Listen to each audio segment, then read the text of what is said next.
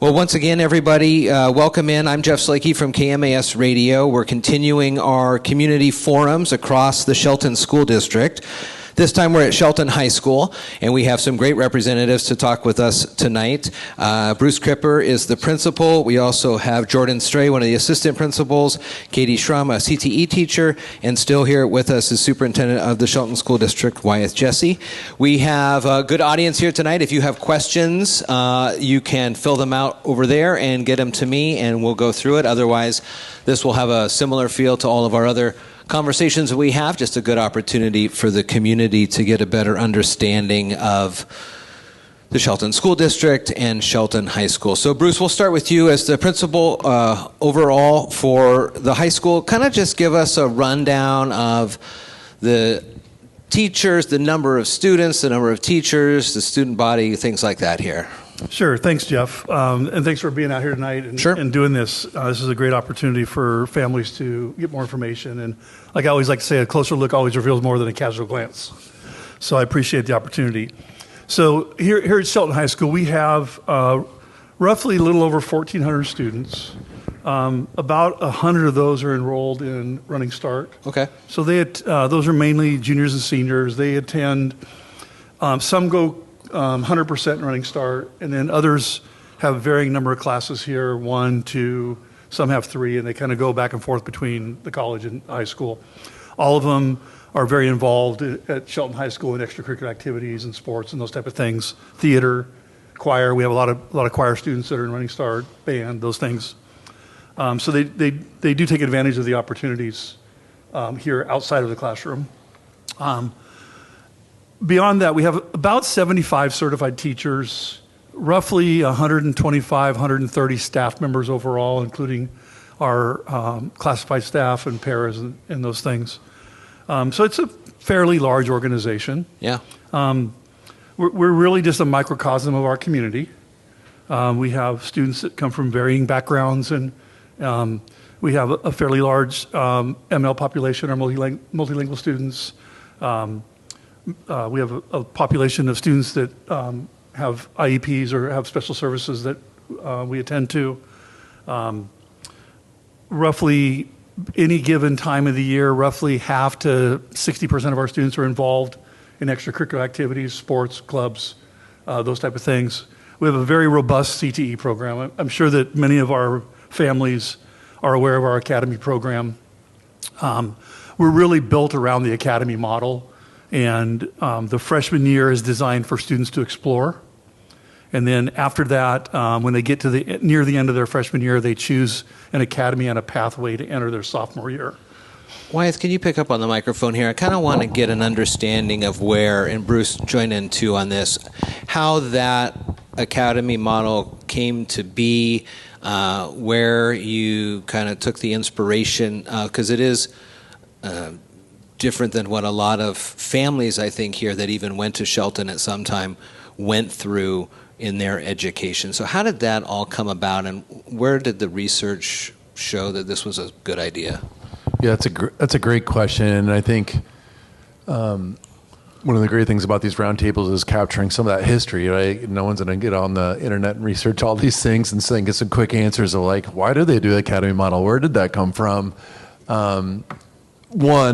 The Academy model is now over 10 years old here, and it was really, I think, it's about pathways, really, and that's also pathways for students at most comprehensive high schools have something where they are interested in something or a field or a line of studies. There's a sequence of courses, and for us, we have a tremendously robust CTE program, college and career technical education program. It comes with its own funding. It's a restricted fund source that comes from the states, about $8 million a year. That's a lot for a district the size of Shelton. And they can do a thing like the Academy model, these pathways. And the Academy model is out of Nashville. So Nashville, Tennessee is where it came from. And it's it should be a very evolutionary model. I think that's sometimes hard for people to understand because, one, industry in the workplace is always changing. And so they're always looking for different skills, different things that kids can do. It's fast paced. I mean, just right now, just technology where AI is. I mean, like that is a very shifting environment. But then also for auto shop, like you go, oh, well, now you got to know how to be able to do the technical boards to be able to read and diagnostic things. I'm sure we do do performances and publication and broadcasting. That area is obviously shifted as well. So we shift those skills and the things that we teach inside the classes upon a sequence as they build up.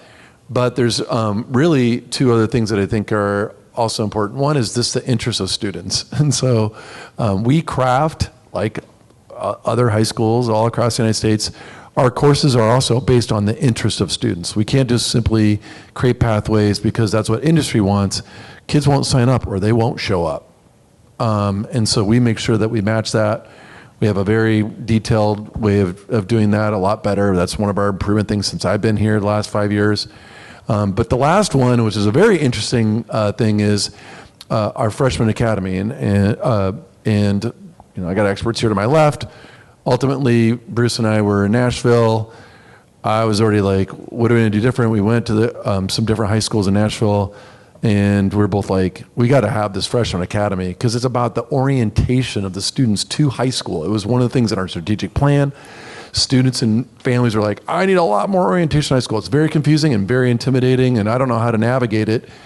So now we have a freshman academy. Not only can it help you navigate high school and beyond, but also which I think is more important actually in those things, is really about how do you navigate life?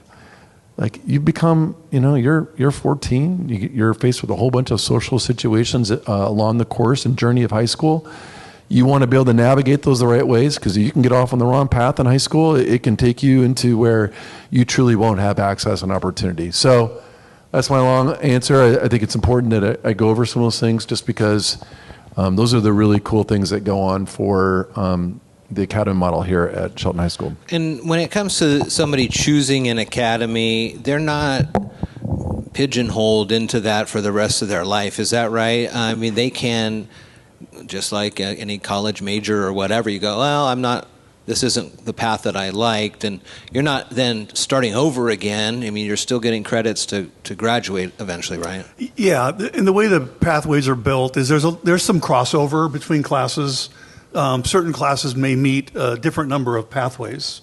And so students, when they choose their pathway going in, like at the end of their freshman year, then their courses for the next year is set up, their electives are set up based on that pathway.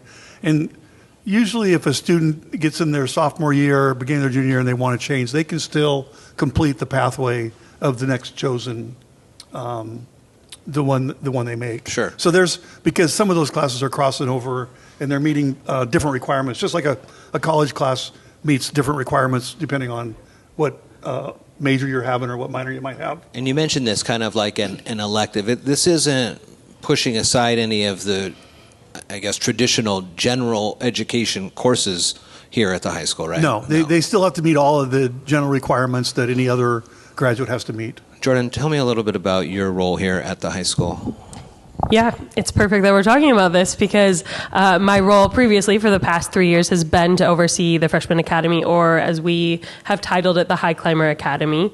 And so really, I think thinking about pathways and academies, my role has really been to gather a core team of teachers that teach mostly freshmen. We have built a course called Freshman Seminar. It was inspired by a course that Nashville offers as well, but really we kind of took it, ran with it, and made it our own, and really made it something I think even bigger than Nashville treats it, to the things that Mr. Jessee said about not only giving students skills to be successful in high school and outside of high school, but in life. And so really we got as a group of teachers, and Katie Shrum here to my left was a core part of that initial group who were excited about freshmen, passionate about making sure that our freshmen were successful in high school and had purpose in high school, and establishing like what are some of our goals, what are the things like we want freshmen to get, and it continues to grow. And so sometimes I feel like I have to be protective of freshman seminar too, because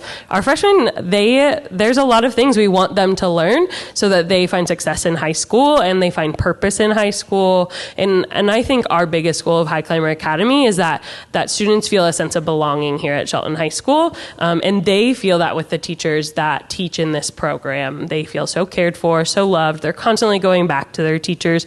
Our seniors are the last group of students who didn't have seminar, and they're still bitter about it. So if that tells you anything. Good crowd here tonight. Again, if you have questions, you can write them down over there, and we'll get to those as we move through the night. So we've talked a lot at the different schools. Katie, Jordan, this will be for both of you. We've talked a lot at the different schools about systems and processes and how the strategic plan and through the work with the school board and the different principals there have been able to kind of really, while still giving each school their own unique personality, they are working on underlying systems. So by the time they get here to the high school, they are better footed to move through the 4 years in a good trajectory with attendance and graduation and things like that. Talk to me a little bit about what you see as those systems have come in and online, how the freshmen coming in are able to get involved and be integrated with the school programming. Yeah, absolutely. Thank you, Jeff. So when our freshmen come to us, they are truly, I mean, they're 14 and 15, right? So they're young, but they're actually really prepared because at the 8th grade level, they are really informed about what seminar is, but also what the high school is going to be. And then we, as a team, put together freshman orientation for them. So before classes even start on campus, we bring just our freshman class on, and we show them where their classes are going to be. We walk them through their mock bell schedule and their day, and introduce them to their advisory teacher and to their seminar teachers, just to give them just that little bit of a head start and help them to be fully prepared. So then when they do enter their classes, they have that familiarity. And seminar really helps to back that up. We like to say we teach them how to high school. But even more than that, we're teaching them about our high school. And like Jordan said, they are our High Climber Academy. We didn't want them to come in feeling separated out as the freshman class. We want them to know you're high climbers now. And so we put together then the freshman seminar curriculum and everything that builds around exploring our academies. Each of our academies is really important to the different pathways and such that we have inside of them, but also to connecting our freshmen to their studies. So if they're taking classes that they really enjoy, classes that they have a passion for or a natural talent in, then they're going to be way more interested in those classes and in their other classes as well. Bruce, you're here for a few years now. Explain to me the mention of the culture of being a high climber. What does that mean? Yeah, so it's interesting because I guess I have a little different perspective of it because I was an outsider at one time. I will tell you that this community has been nothing but welcoming to me since I got here. And I think if you have ever seen we had made a video a few years ago that we show at graduation. And in it, I think some of our community members and I think a couple of board members explain what it means to be a high climber. And it's more than just a guy who climbs up a tree and cuts trees down. It is a true, like almost like a being. It's like you're something special because that particular job in the forest industry is dangerous. It takes a high level of skill. It takes dedication and passion. And I think that's what describes what a high climber is. And that's what describes what our students are, what our staff is. I came from a very, we called it a small district in Arizona, but it had 14,000 students, to a district that they call a big district with 4,000 students. Right. And a big school. I mean, I've been in schools with 3,000, 3,500 kids at high school, and this community is very passionate about their kids and about their community and about their schooling, and it is reflected in what we see on a daily basis. I love the kids here. I have a good honor of talking to many folks in our community, and I run across generational high climbers. And actually, I ran into a fourth generation high climber the other day I was talking to. It's just pretty impressive. You're right, people take ownership, and they really have roots. With 1,400 students here moving through on a daily basis, how does that all work in making sure everybody gets to where they need to be, and it's all safe and secure here with the different staff that monitor those things and see kind of the comings and goings of the students? So I think the most important thing to understand is we understand and we know that our students are going to make mistakes. And we aren't here to punish students. We are here to help them grow. And so, like, me, I don't like having a lot of rules, because then students just become robots. There's a checklist, and if I just check these things off the list, then I'll be doing good, right? Not necessarily. Like, students have to know how to get along with others. They have to know how to communicate. They have to know how to manage their time. And you can't teach them those things by having 10 or 12 different rules. They have to experience it. And our job as educators is to redirect students. Yes, there are some things that students get held accountable for, and they may not be here for a few days. That happens. But it's our job to make sure that when they do come back, they can integrate back into school, and they can grow from that experience. If a student just keeps making the same mistake over and over, we're not doing our job right. We have to be in a position where we're helping our students learn from their mistakes. And so there's a lot of freedom here. It's organized chaos at times, and especially like on a Wednesday with advisory class. Like, kids can travel at times, and they can go see other teachers and get help. And when you have 1,200 kids walking around, it can be intimidating for people that aren't used to that. But that's how people grow. Like, you put parameters in, and like I kind of like to say, you put the fence around them and let them operate within the fence. But we can't just have so many rules that kids can't make decisions on their own. Airline pilots have a saying that judgment comes from mistakes, and good judgment comes from learning from those mistakes. And so you just have to let kids have to experience life. They have to make some mistakes and learn from them. And over the course of 4 years, it's amazing how much growth you see in students. Like I don't know if I could work any lower level in the high school, so I'm scared of those little kids. But the amount of growth you see from a 14-year-old to an 18-year-old is like, you can actually see it. And that's what's really fulfilling about working at a high school. One of the rules I think that has been enacted here and across the district is a new cell phone policy. All three of you, if you can, just riff on that a little bit. Tell me how that's going, how we're in the second half of this year here now. Folks are back from break, and I think studies and research that I've looked into on this, so when it's gone, obviously there's less distractions. That's kind of a no-brainer. But when it comes to engagement and connectivity and reduction in bullying, I mean, all of that kind of stems from the ability to post or not post quickly. What's it like here? Well, I will start. I'll start off with a kind of an overview. Morale is always highest in the general's tent. I get that, so I think it's going great. Sure, sure. But I understand the realities of it too. And overall, we're seeing, to be honest with you, the biggest difference is we're seeing more kids have conversations with each other.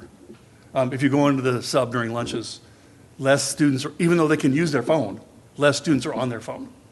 And in the beginning, it's like anything else. You have to be really consistent for about the first 2 weeks of school. And if you are, then you can set the tone, and everybody understands what the expectations are.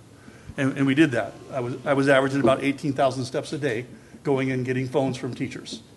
But that lasted a week to 10 days, and then it cooled off, and kids understand the expectation. And they're young; they're going to challenge the status quo too. But from my perspective, and from an administrative perspective, it's been a nice change in seeing kids engaged. But I think Katie, from a classroom perspective, can probably give you a little more on that. Please. Absolutely. Well, and I honestly think that I am probably in the best position because our freshman class, they're used to this, right?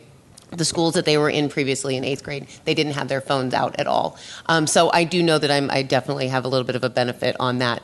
But they are going to push, and they do, and the consistency is that key point. As long as we're consistent in the classroom and we're consistent on campus, then it makes everything easier for all of us. Students know what to expect. The staff knows what to expect. And we do that. I have honestly had this in my classroom for years, so it was really nothing new for me. I do teach it as an employability skill, and when you're on the job, you can't be on your phone. When you're doing that first entry-level job that our students are going to have, they're not going to be able to sit there on their phone or have their earbuds or their headphones on. And so I tell them, I said, learn those skills now where it's easy and you don't, and I can't fire you.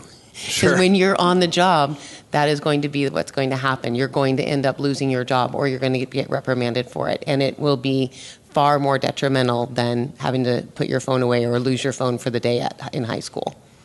Again, folks, if you have any questions, you can fill them out there. Otherwise, we'll just continue this conversation. Wyeth, we've kind of talked about this leading up to most of the conversations we've had at the lower level schools kind of are in preparation for eventually being here at the high school, the capstone experience in the Shelton School District. So talk to me a little bit about where you see the high school, and in the past we've talked about in relation to other schools in the district, but now as you look across our region, kind of the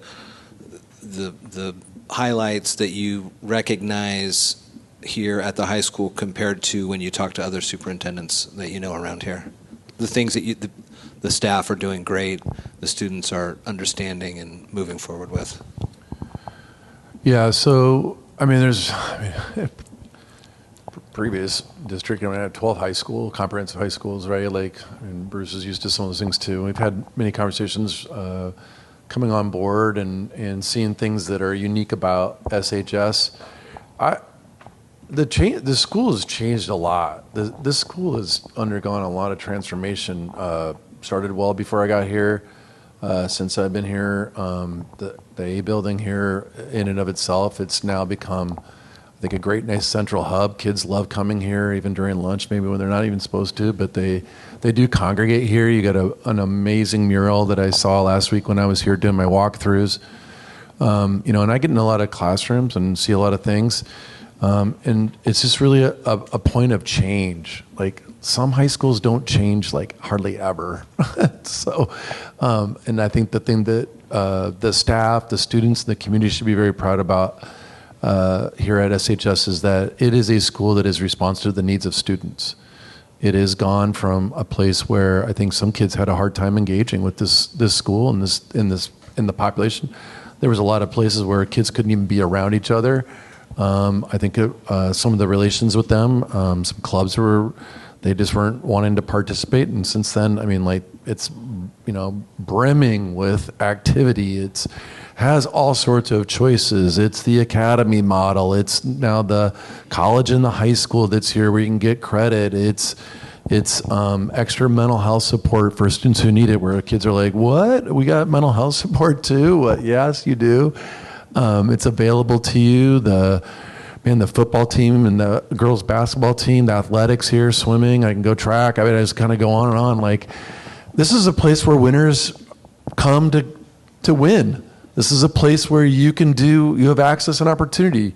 This is where you're accepted for whoever you are.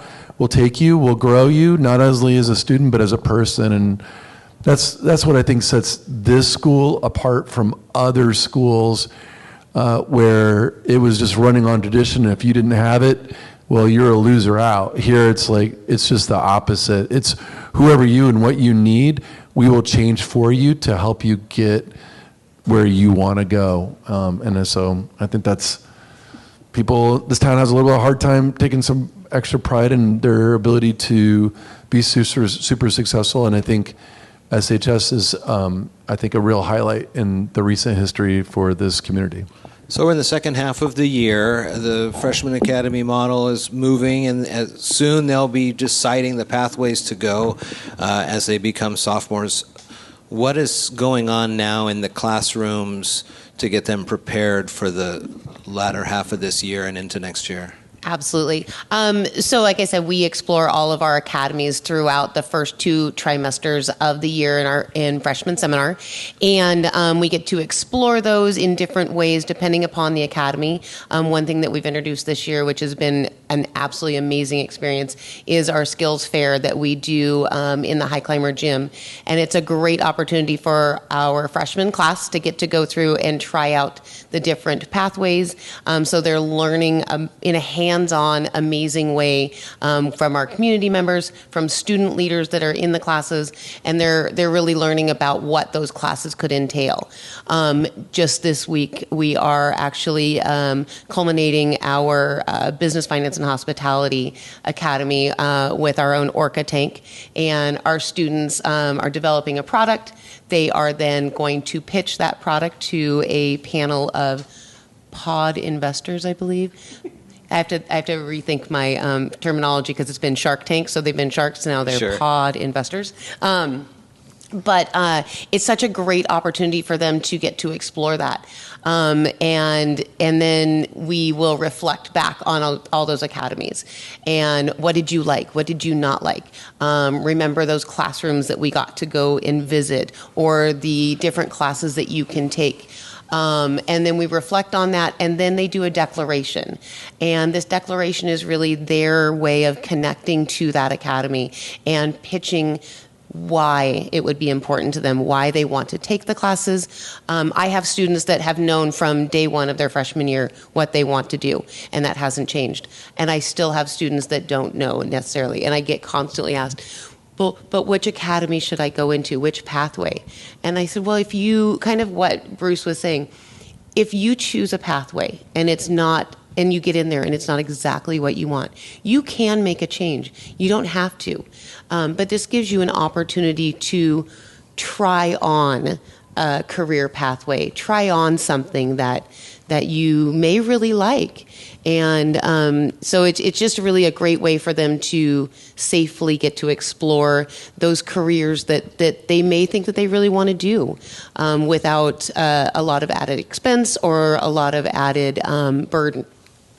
So they've really, and we do have a good connection with those academies. Yeah. I think one thing, Jeff, we haven't touched on that makes really the academy model work, and that's our community partners. I mean, I think we're up over 35 community partners in all. It might even be more than that, to be honest with you. But these are local businesses, industry that are investing in our kids and our students, which creates opportunities for them after high school.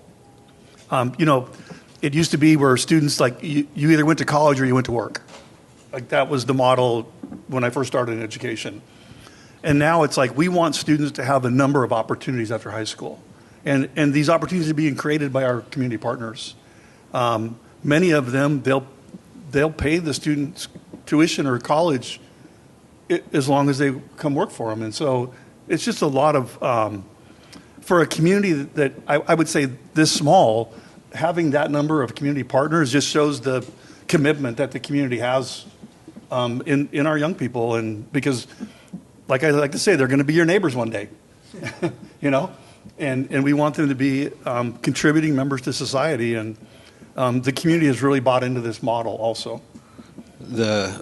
I was at the Natural Resources Expo and the Health Science Expo. Jordan and I talked with you a little bit about this. I think I'll be there on Friday for the Orca Tank one as well. So it is fun to see not only the pride that the student leaders have showing off their classes in their situations during those expos to the freshmen who can then choose, but then talking with the freshmen and kind of getting a chance to interview them a little bit and seeing some of those sparks start to light up and go, I didn't quite realize this was a pathway. I didn't quite realize this could lead to a good, sustainable family wage income here locally so I can stay close to my parents if I choose to do that after college or however you go down those paths.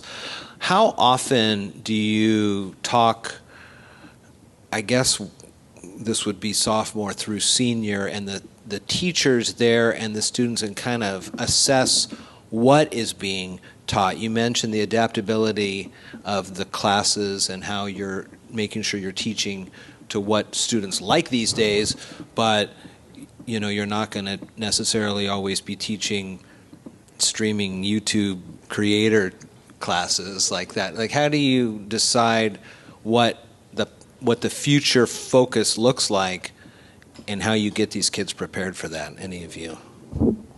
I think that's a really important role that our community partners play in this process, in addition to just kind of revisiting our courses every year. Our CTE programs have to be grounded in like 21st century skills and what is current. And so they're meeting regularly once a quarter with industry partners to discuss like current issues, talk about their programs. And so really trying to continue to stay relevant and grounded in what the workforce is looking for. What does the future of business, for example, or marketing is a great example, right? Marketing has moved so much from this kind of traditional pathway to what does social media marketing look like? Katie teaches a social media marketing course, and it's really hard when, we're trying to not allow cell phones, but Sure. also like that is the world, right? Our students are they are buying products mostly from influencers that they see every day. And so really trying to continue to make sure that our programs adapt to what is occurring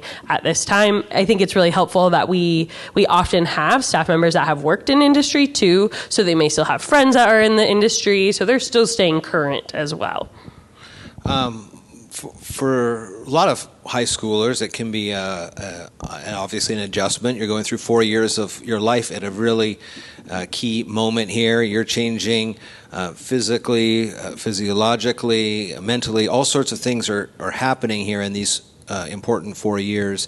What are some of the things, you talked about mental health support a little bit, but what are some of the other ways that this school helps support students on a basis where either a teacher or a staff member recognizes that someone might be struggling, or there's the ability to talk to somebody if there's problems at home or things like that?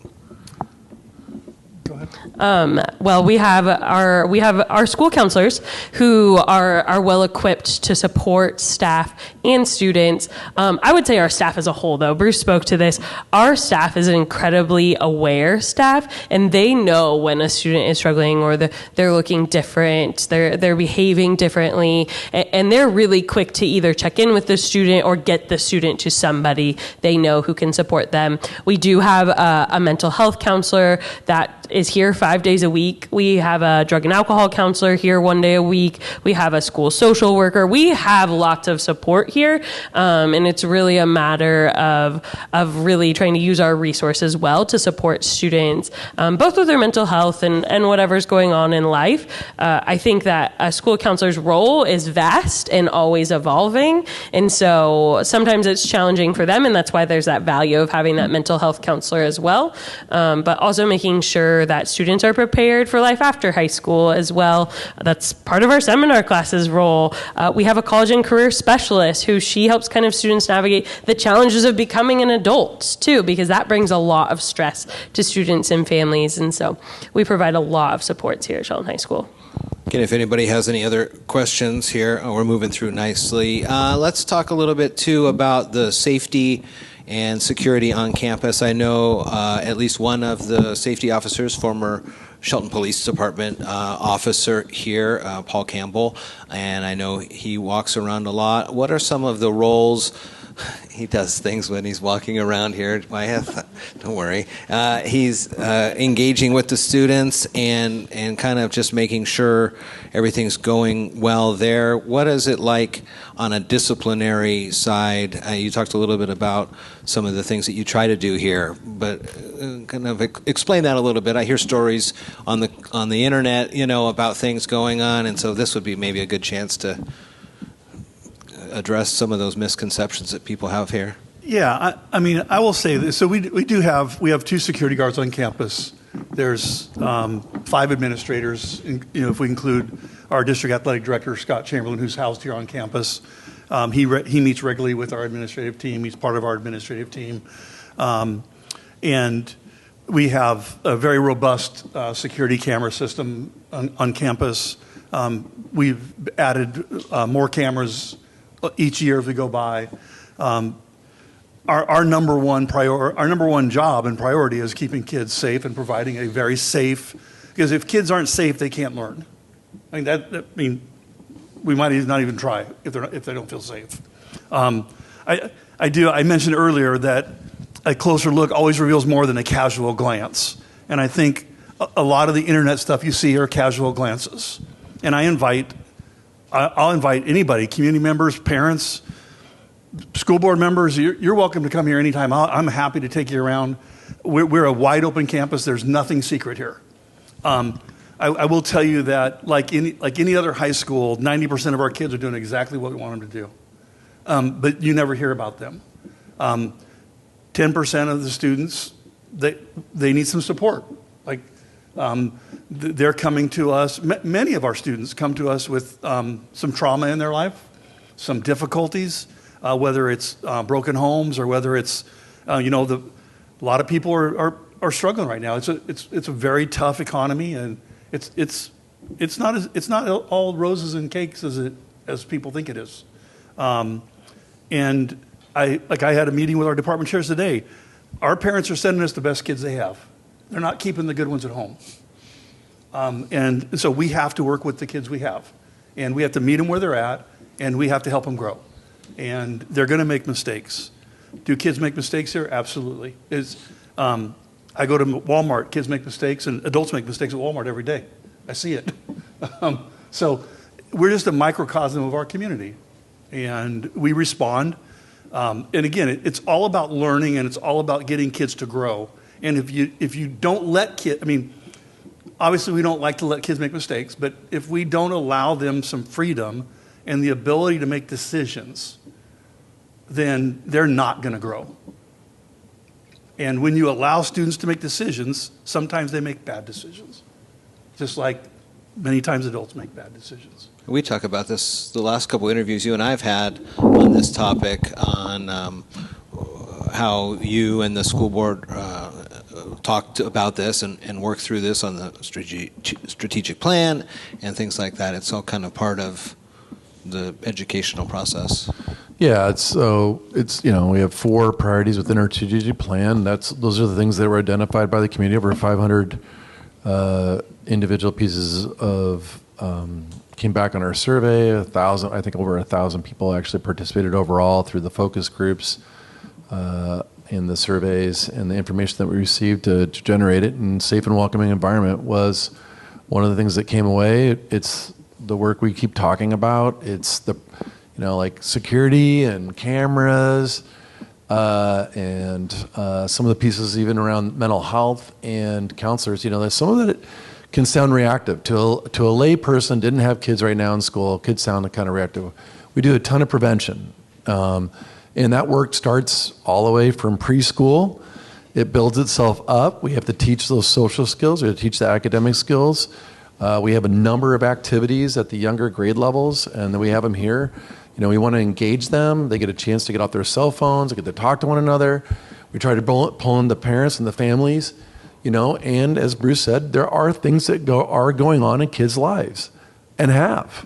And so I can't think of anyone else that's going to hold nearly the responsibility that we do to help shape all those things day in, day out. I'm sure they have a million stories about something that happened over the weekend. They call them up and they go, could you deal with this? Could you help us on this? That's not our legal responsibility. We have to actually watch how we get involved in some of those situations.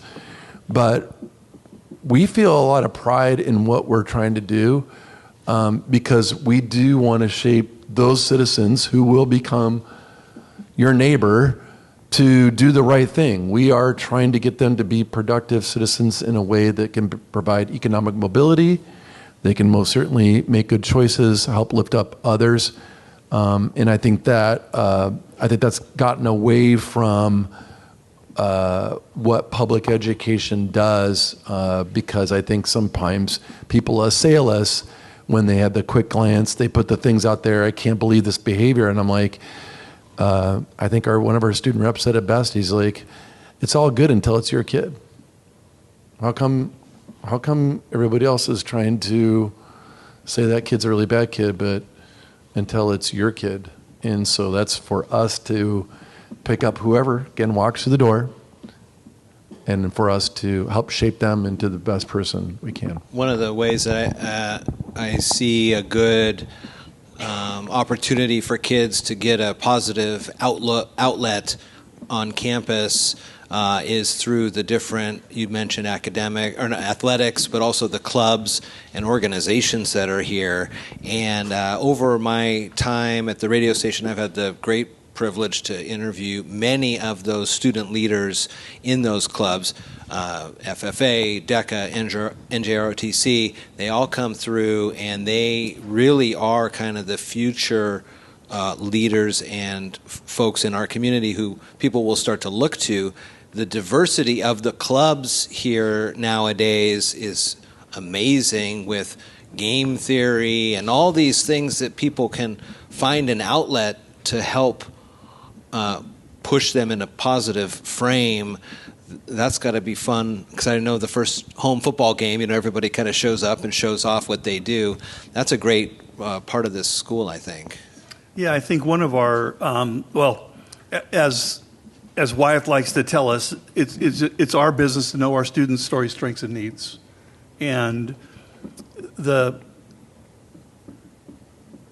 I'll say it, kids, many of them come here for the other stuff, the extracurricular. That's what connects them to their classes. Sure.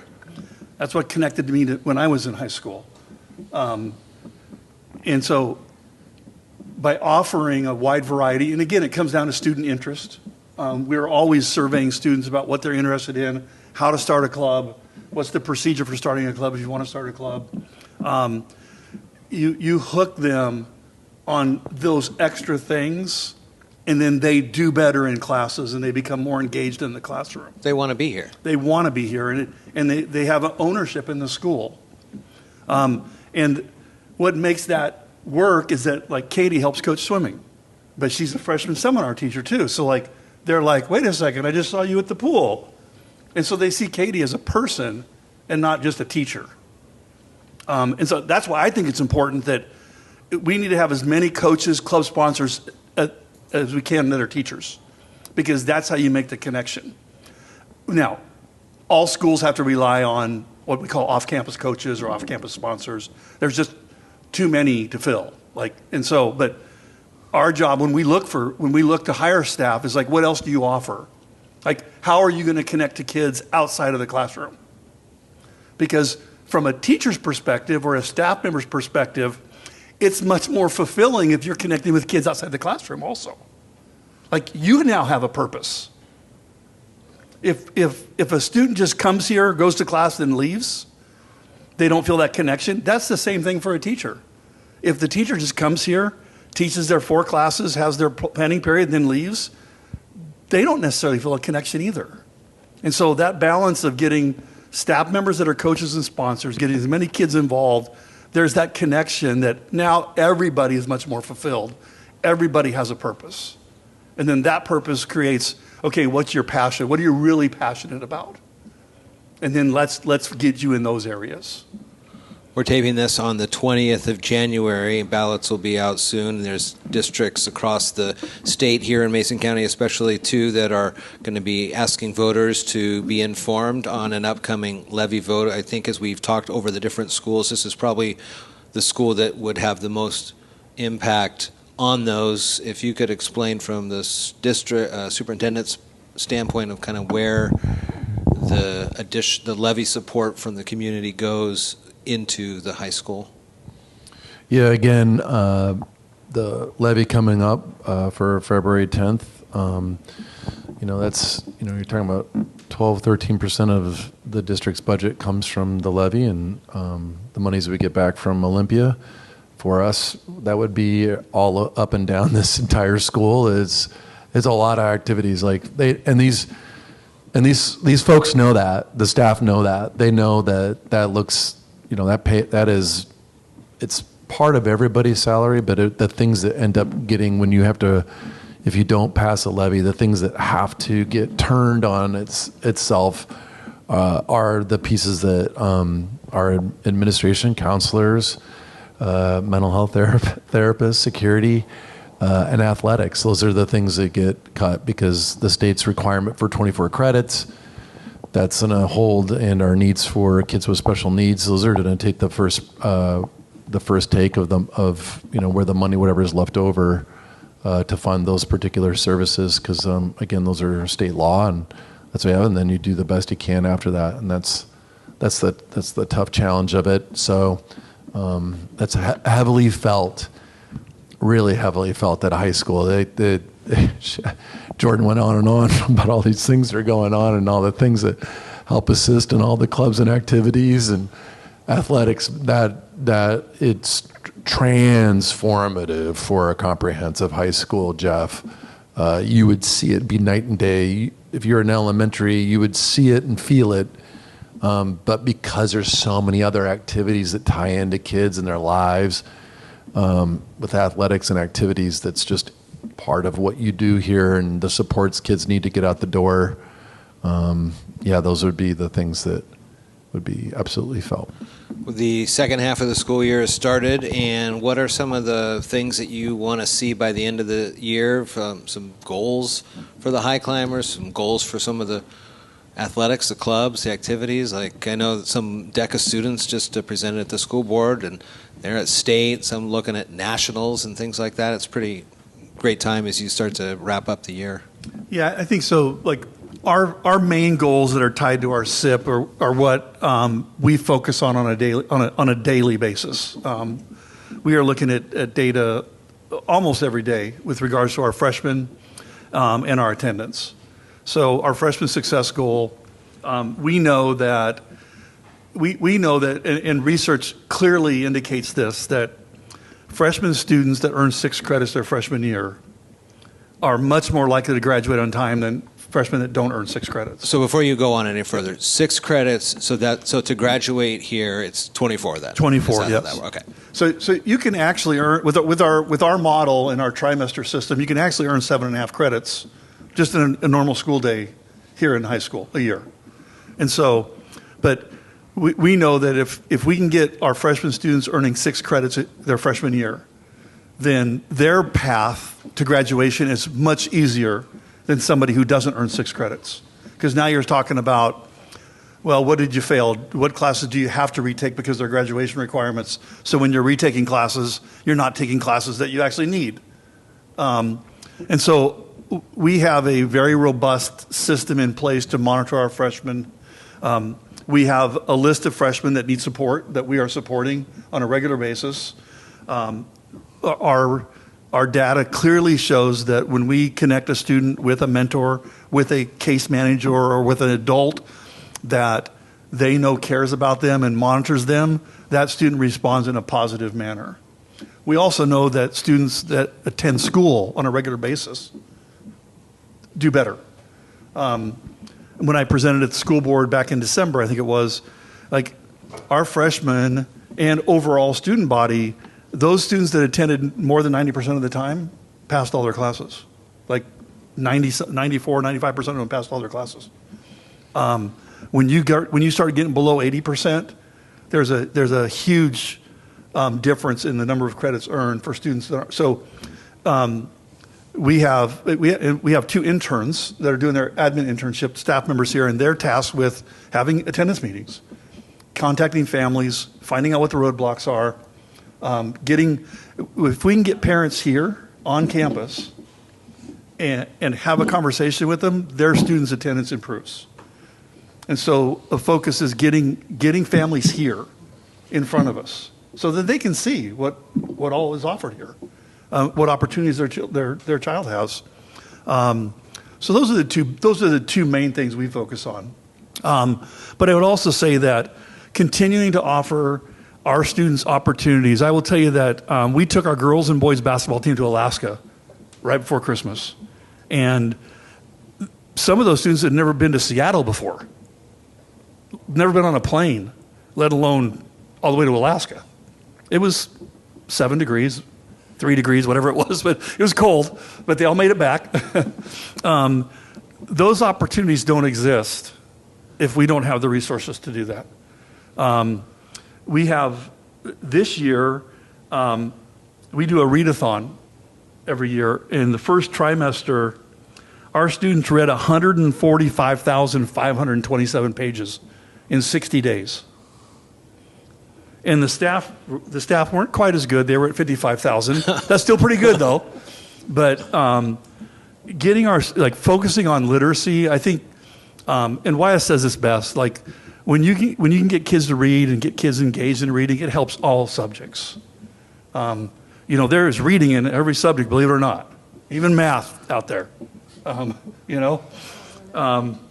so the work that our ELA department has done, the 9 teachers in the ELA department, the support they get from the district staff, that is paying dividends for everybody. And so continuing to see that work, and also just continuing to help our students grow. And like I said, we have some basic parameters, some basic, I don't like calling them rules, nobody likes having rules, right? Some protocols in place that we expect of students. We communicate those. You probably saw walking up the stairs, you'll see some of our expectations we have in our common areas. All of our expectations are posted around school. Teachers have them posted in the classrooms. They're posted in the sub, what we expect of students. And that's what we go back to. So if somebody's not meeting the expectations, now, when somebody puts somebody else in danger, that has to be dealt with, obviously. But we go back to, here's the expectation. And then it's our job to figure out what support they need to meet that expectation. We can't just say, oh, they're 15 years old, they should know better. That doesn't help anybody. And so just continuing to see our staff, and it's been a big change. It's, I like to say that everybody's went to school, right? And so everybody thinks they know how it should be run. And that's fine. I welcome input from family members and community members, but time, as Wyeth said, times change. And kids don't respond to the heavy-handed, you're suspended for a week, 10 days. I did that when I first got here. That's the model I operated on for 25 years. And you have to change. That doesn't work with kids. And we're seeing kids respond to it. Kids know that, hey, they're going to have a little bit of voice in something, and it's going to be a conversation, and we're going to figure out what works for both of us. What can I live with as the principal, and then what can you fulfill? What expectations can you meet? And if you can't, how do we support you? So just continuing that work. It's a never-ending process. Long after I'm gone, it'll still be working on it. At least I hope. So, yeah. We have one more of these forums, February 3rd, where we'll get a chance to learn more about Choice and Cedar High Schools here in the Shelton School District. You can go back on the KMAS podcast and find all of the conversations from all of the schools across the district, including this one will be posted as well, so you get an opportunity to share that out. I thank everybody for being here, Katie, Bruce, Jordan, and Wyeth, for your time and getting a better understanding of what happens here at the high school, and thanks for listening, and thanks for being in attendance.